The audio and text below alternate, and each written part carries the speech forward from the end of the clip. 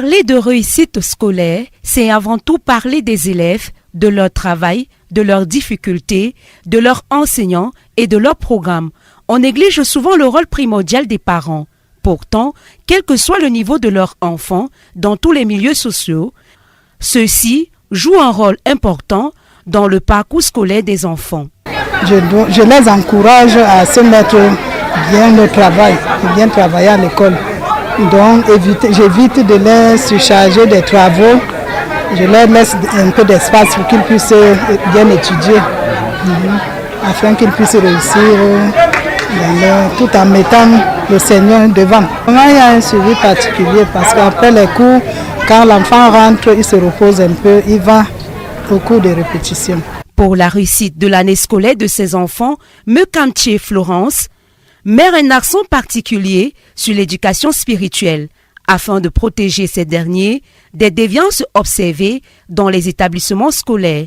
La rentrée a repris, nous avons constaté que par rapport aux années antérieures, les choses sont allées très rapidement, c'est-à-dire on a tout pris en marche directement.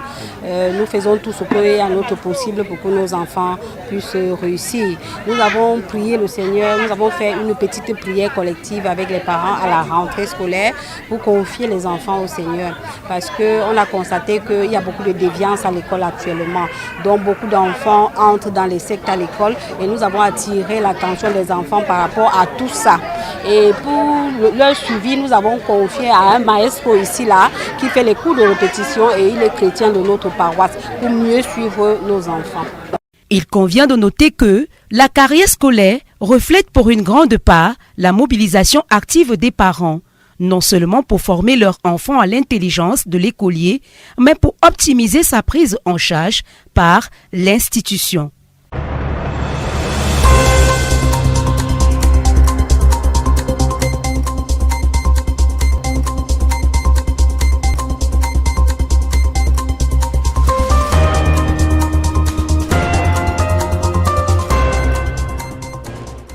Des pertes en vies humaines, des milliers de personnes sinistrées, des bâtiments d'écoles effondrés, des cultures et bétails dévastés.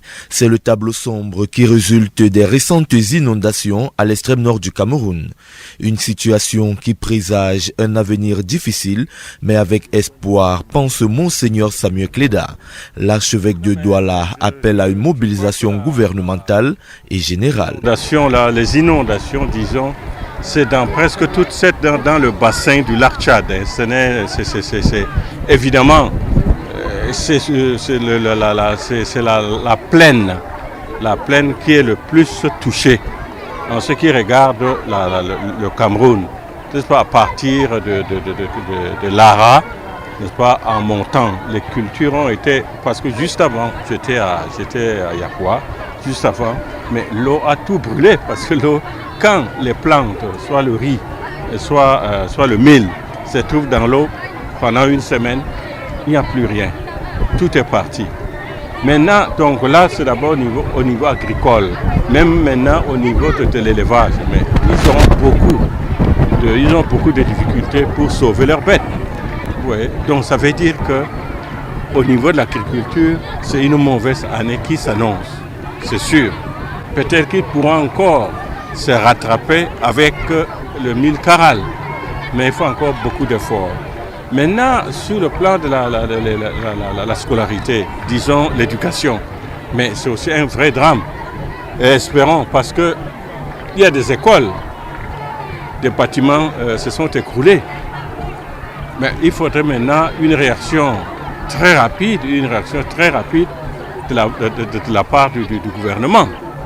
Le pasteur propre de l'archidiocèse de Douala rassure aussi les sinistrés de ces inondations de son accompagnement spirituel. Et tous ces gens qui n'ont rien à manger, il faut faire quelque chose pour eux. Voilà la situation. Mais nous prions pour eux. C'est une catastrophe naturelle. Nous ne pouvons pas, n'est-ce pas, je ne sais pas, indexer quelqu'un. Mais je crois que ce qui pourrait peut-être se faire dans l'avenir, peut-être faire de telle sorte que, n'est-ce pas, l'eau soit évacuée. Ça aussi, c'est une possibilité. Quand c'est bien arrangé, l'eau peut partir plus vite quand même. Donc il y aurait sans doute à faire dans ce sens. Mais nous prions pour eux. Ok, que nous ne les oublions pas dans nos prières et nous pensons à eux. Notons que face à ces inondations à l'extrême nord et pour parer au plus pressé, le chef de l'État du Cameroun a débloqué une aide financière d'urgence de 350 millions de francs CFA.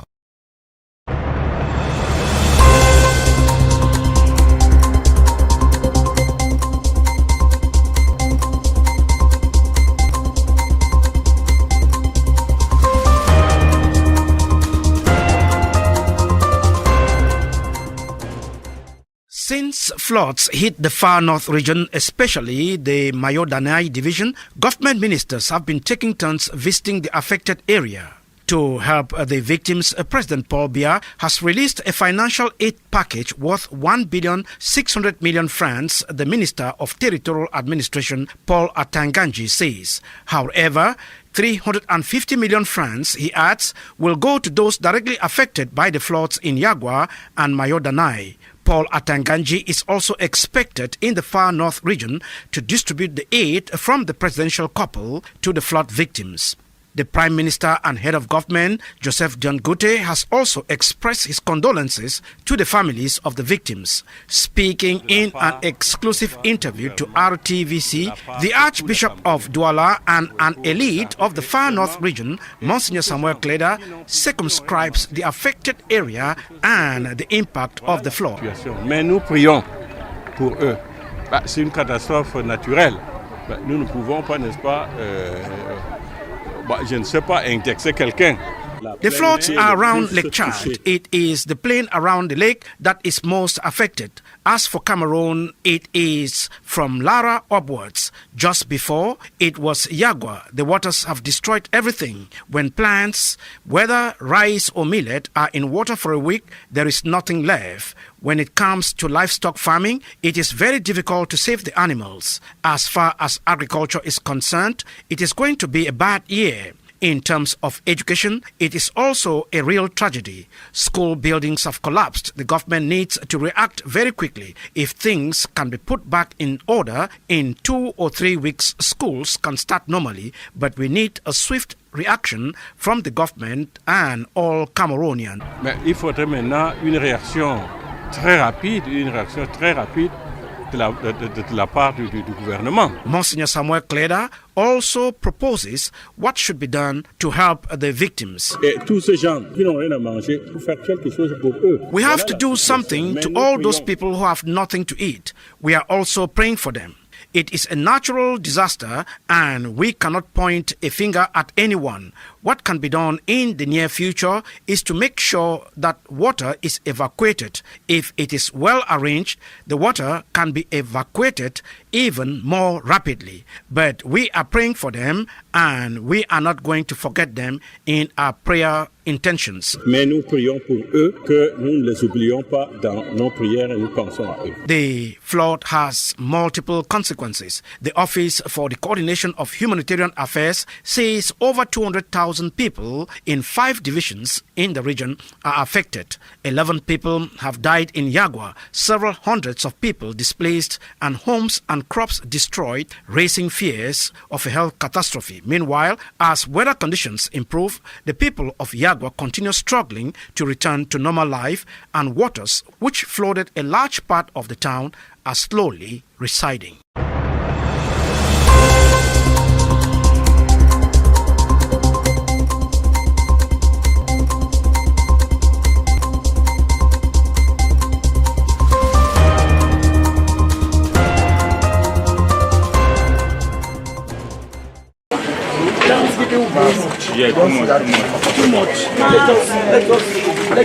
A devastating fire disaster had occurred at the Mbopi market. The inferno occurred on Sunday, September 15th at about 2 p.m. in the Douala 1 council area. The mobilization of the firefighting brigade from Mbopi did not salvage the situation, as close to 25 shops were ravaged by the inferno. Hearing of the fire disaster, the governor to the Littoral region, Samuel Dieudonné Evadibois, with his close collaborators, arrived at the scene to ascertain the damage caused by the fire incident. Eyewitnesses blamed the fire disaster to anarchical illegal connection of electricity by traders in the market. Some blamed the inefficiency of the firefighting brigade who came on the scene but ran short of water to put off the flame. You can see it yourself. It's something that happens that we was not there.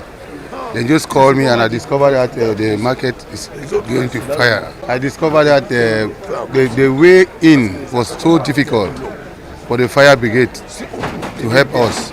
And later on, they came and with the first lorry, the water got finished. So the problem is the problem of water. If there was enough water, they would have only consumed a shop or two shops. Some traders equally accuse the market master for illegally allocating space to traders in the market, making it practically impossible for access in the situation of a fire disaster by the firefighting brigade in the market. In the morning, the prefect was here, the DO was here, and the governor also was here. I think there will be a meeting that we will sit together and discuss how they can raise the issue of this fire disaster in Mbopi always. No, it's not spiritual. It's something that is an error because somebody was walking and the fire gets started in the shop of another person. As you can see, even where we are now, it's congested. As you can see, it's congested. So it's only the government that can help us to see how we can put things in order to make the market to be a standard one and to look nice. Because it's congested, you can see it yourself. For one that I've stayed in the market for years, and this time counting on these losses, where is the strength to continue to search for the money again? In fact, I feel their pains. Yesterday we have been having this in the market, in this Mbopi, but this is the first time this thing happened before my Korokoro eyes. All the same, I thank God there were no loss of lives.